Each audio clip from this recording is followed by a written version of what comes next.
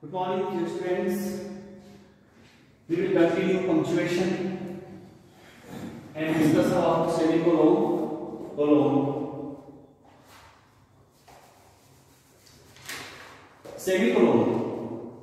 The semicolon represents a pause of greater importance, than that shown by the comma. So here semicolon it represents a greater pause than comma. Here you can see to separate the clauses of compound sentence when they contain comma. So to separate the clauses of compound sentence, example you can see first example. This is the sentence of compound sentence here.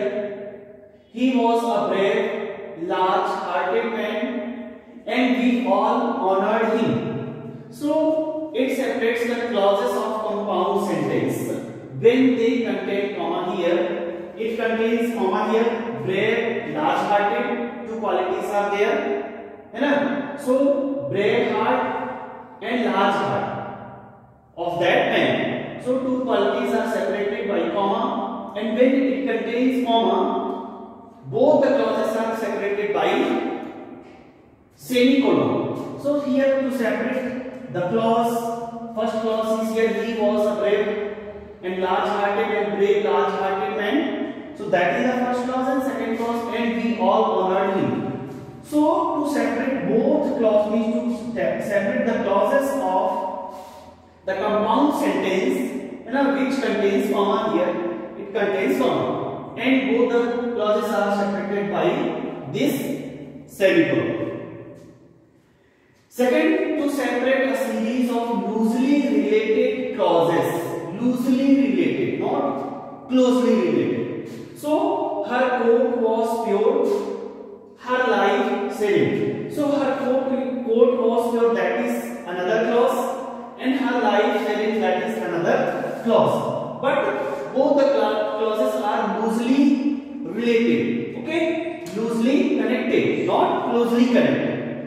Then to separate the series of loosely related clauses, both the clauses are loosely related to one another, each other. They are not closely connected. Next, God gave her peace, her land reposed. So God gave her peace, that is another clause, and her land reposed, that is another clause, and both the clauses are loosely related here and separated by semicolon. Then we will discuss here colon. The colon marks a still more complete pause than that expressed by the semicolon. So it represents a more complete pause than semicolon. Here colon, it represents more complete pause than semicolon. Here you can see the example to introduce a quotation, how it introduces the quotation. So here in example this Bacon says. So here Bacon says, this is a quotation and it represents here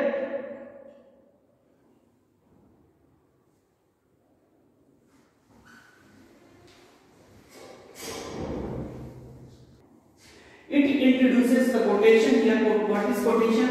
This is the quotation mark. Reading makes a full man, writing an exact man, and speaking a ready man. So this sentence is separated by the comma, but it is in single inverted comma. And to introduce this quotation mark, this single inverted comma, here colon is used. Means Bacon says, then colon is used here to introduce this quotation mark. Means here colon is introducing quotation.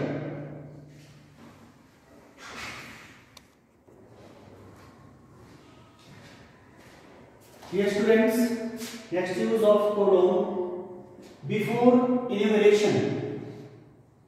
So before enumeration we use colon. Here what is enumeration? Means calculation. Before calculation, when we calculate something, before calculation we use colon. Like the principal parts of a verb in English are So what are the present tense, the past tense, and the past participle? So present tense, past tense, past participle. So this is the calculation, and before this calculation here colon is used. So we use colon before enumeration or before calculation.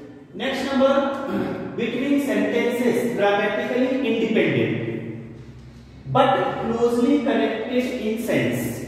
If the sentences are grammatically independent, there is no relation grammatically between the sentences, but they are closely in sense and are closely connected in sense. You can see example, study to acquire a habit of thinking. No study is more important. So no study is more important in sense that is connected with this sentence. Okay, but grammatically that is totally independent. Here, study to acquire a habit of their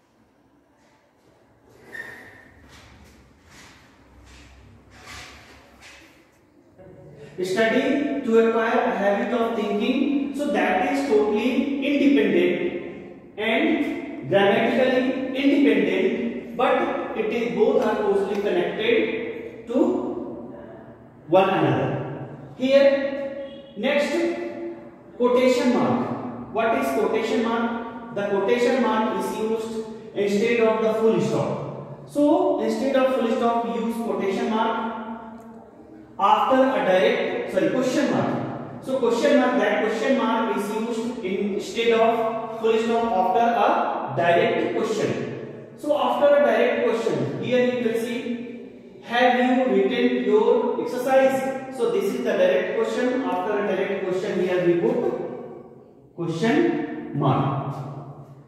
If you prick us, do we not bleed? So do we not bleed, that is the direct question. So after direct question we put here question mark. Okay. If you tickle us, do we not laugh? So do we not laugh, that is the direct question, and after direct question we put here question mark. But what happened? But the question mark is not used after an indirect question. So what is indirect question here? Ask him why he did so. So why he did so, this is the simple sentence, means indirect question, and indirect question, it gives the sense of question, but it is not a question. Okay, ask him why he did not so. It is a question, but indirectly. Okay, and indirect questions we don't put question mark, we put full stop. Tell me what you have done. So what you have done, tell me, that is the question, indirectly. And after the indirect questions we put full stop, not question mark. Students, next mark is exclamation mark. Exclamation mark are used after interjections and after phrases and sentences expressing sudden strong emotions.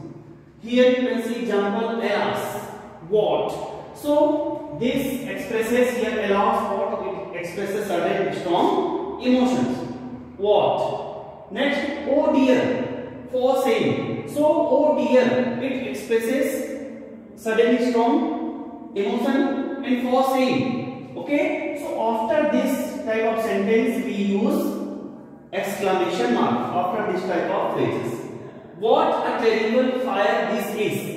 It gives the sudden strong feeling. So after this kind of sentence we use exclamatory mark. Here, oh, what a fool was there. What a fall was there, my countrymen. What a fall was there, my countrymen. So my countrymen, after that, which gives the sudden strong emotions, we use exclamatory mark after that type of sentences or phrases.